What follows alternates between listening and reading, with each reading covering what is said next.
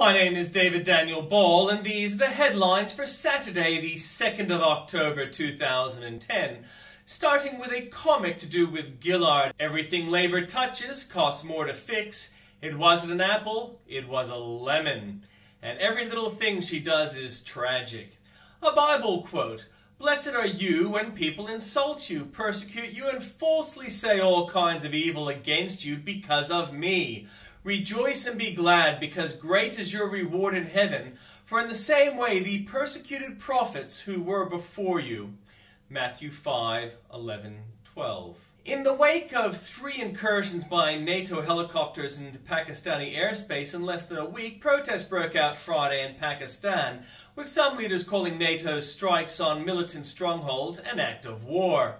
Members of Congress may have fled Washington this week to campaign for their jobs back home, but life on Capitol Hill hasn't come anywhere near close to a halt.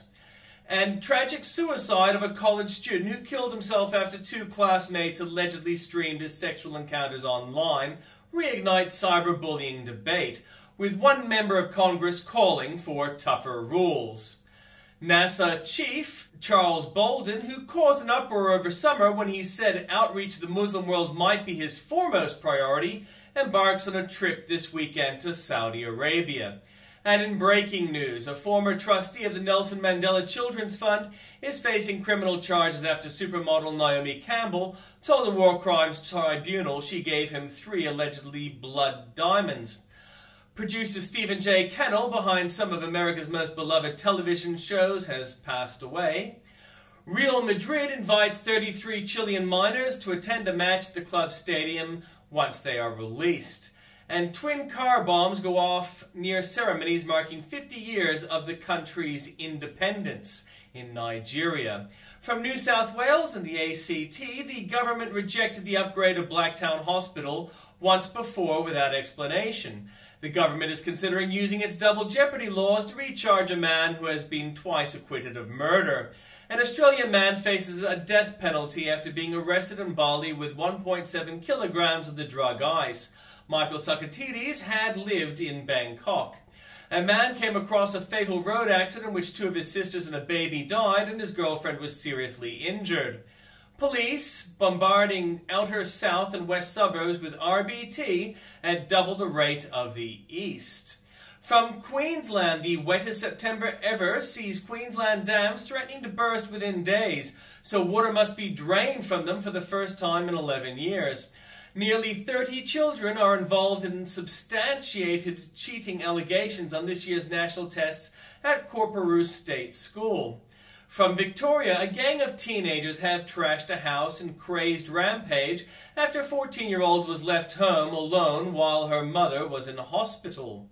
And parents are being urged to read to their babies to boost their literacy skills before they start school. From the Northern Territory, detectives are reinvestigating the 2007 death of an 8-year-old boy in a remote Aboriginal community. From South Australia, the New Boys street gang is collapsing internally, with former mates turning on each other with guns as Adelaide's underworld war intensifies. School governing councils should be given the power to set higher compulsory fees without consulting all parents, peak principals say. Babies and young children should be encouraged to attend real theatre instead of watching commercial entertainers to aid creative and emotional development. And where and when Adelaide underworld gangs have clashed. Gang war in our city streets. From Western Australia, cricket legend Terry Alderman was forced to spend the first half of the AFL Grand Final aboard a plane after a Jetstar flight was delayed by 15 hours. The Navy has intercepted another asylum seeker vessel off northwest Australia. A mining executive and his wife remained in constant fear for their lives after a convicted extortionate terrified the man into handing over $200,000. From Tasmania, there's nothing new. From the Journalist Corner, the RNC chairman, Michael Steele, stops by to discuss his party's latest policy push and its impact on midterm polls. Steele reveals election strategy. Welcome back to our planet is the UN's newest hire and ambassador to aliens. Plus, Obama calls for Fox News destructive. So what does Beck think about the president's comments? Glenn speaks out. And is the president's job plan working? Former chairman and CEO of General Electric, Jack Welch, weighs in. And from The Insider, Whitman blames Brown for a housekeeping scandal. O'Reilly's full interview with Bill Maher, and Go Dancing with Dr. Manny. From Bill O'Reilly, there are dirty tricks. More for you there at the link. And by John Kaushar, 5 reasons why Democrats are the real party of no. From Andrea Tantara, so much for draining the swamp as Congress folds for the end of term, readiness for the next election. And Collingwood 2010, the Magpies collect the silver, from Tim Blair. Also from Tim Blair, on the Green Dream, caring environmentalists demonstrate their love of humanity. From Andrew Bolt, what's the big secret with Gillard's mining tax fiddle? And the breeding out of the Enlightenment. It's still legal to discuss this, I trust. In 1900, the West, including Russia and Eastern Europe, accounted for 35% of the world's population. Today, it accounts for 17%, and that number is expected to fall to about 10% by 2050. Also, songs to make a man cry. Also, finance warns Gillard her surplus is at risk.